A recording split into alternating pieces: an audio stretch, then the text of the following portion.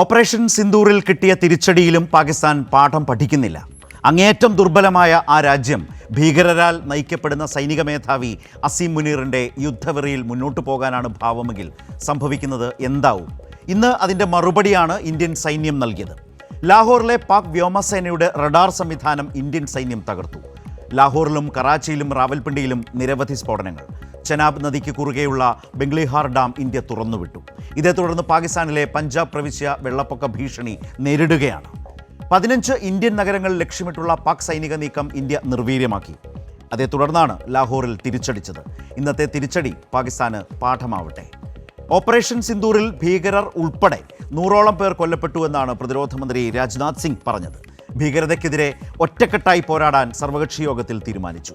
സൈനിക നടപടികൾക്ക് പ്രതിപക്ഷം പൂർണ്ണ പിന്തുണ പ്രഖ്യാപിച്ചു. പ്രധാനമന്ത്രിയുടെ അസാന്നിധ്യത്തിൽ പ്രതിരോധ മന്ത്രിയാണ് സർവകക്ഷി യോഗത്തെ നയിച്ചത്. കൊടുംഭീകരൻ മസൂദ് അസറിനെ പാകിസ്ഥാനിൽ നിന്ന് വിട്ടുകിട്ടാൻ സർക്കാർ നടപടി കൈക്കൊള്ളണമെന്ന് സർവകക്ഷി യോഗത്തിൽ CPIM-നെ പ്രതിനിധീകരിച്ച് പങ്കെടുത്ത ജോൺ ബ്രിട്ടാസ് MP ആവശ്യപ്പെട്ടു. ഇന്നും അതിശക്തമായ മുന്നറിയിപ്പാണ് ഇന്ത്യൻ സൈന്യം പാകിസ്ഥാന് നൽകിയിട്ടുള്ളത്.